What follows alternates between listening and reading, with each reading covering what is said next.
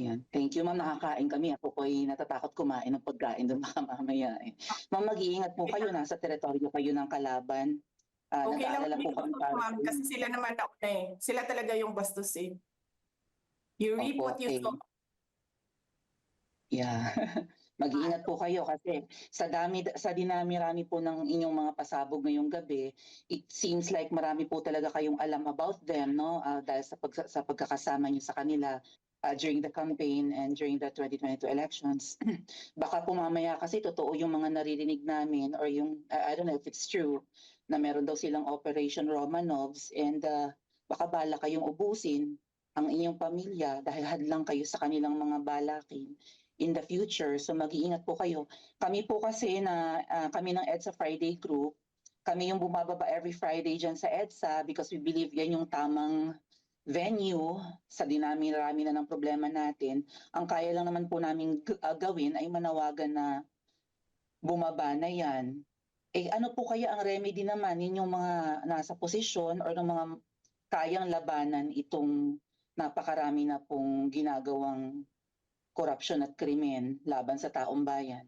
Ano po ang pwede nyo maging remedy para matapos na ito, lalo't nagsisigaw na po ang taong bayan na mag-people power na? Yes. Huwag kang mag-alala ma'am sa security ko kasi may kinausap na ako na tao. Sinabi ko sa kanya, kapag pinatay ako, patayin mo si BBM, si Lisa Araneta at si Martin Romales. No joke. No joke. Nagbilin na ako ma'am. Pag namatay ako, sabi ko, huwag ka tumigil hanggang hindi mo mapatay sila. And then he said yes. So, alam mo ma'am, yan ang lagi kong sinasabi sa Makabayan Blanc nung mayor pa ako. Ang laban, wala dyan sa EDSA ma'am. Wala dyan sa mga highway. Ang laban ma'am nandun sa loob ng palasyo. Yan ang problema. We appreciate yung expression ninyo ng disgust, ng pagkamuhi, ng hopelessness, kasi it reflects kung ano yung nararamdaman ng marami, milyon.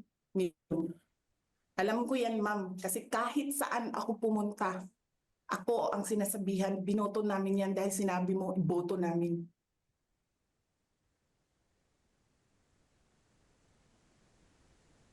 So yes, ma'am. Maraming salamat sa ginagawa ninyo. Dahil sa ginagawa ninyo, I'm sure nakikita yan ang taong bayan and na-appreciate nila yan. Marami sa ating mga kababayan ang gusto sumali sa inyo. Pero sa sobrang hirap ng buhay ngayon, hindi nila maiwanan yung mga trabaho nila at hanap buhay nila para pumunta sa daan. Bakit sila naghihirap? Bakit? Dahil sa gobyerno. Hindi ba dapat yung gobyerno natin ang nagpapagaan ng buhay ng tao? Bakit ang gobyerno natin ang nagpapahirap lalo sa tao? Kasi gusto ba nila lagi na lang mahirap ang mga tao para madali mapasunod? May mga lugar kami sa Mindanao na ganyan ang mga politiko.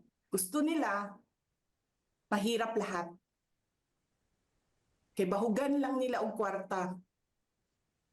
Governor na sila, mayor na sila, congressman na sila. Hanapin niyo ma'am, yung mga lugar na sobrang hirap sa Mindanao.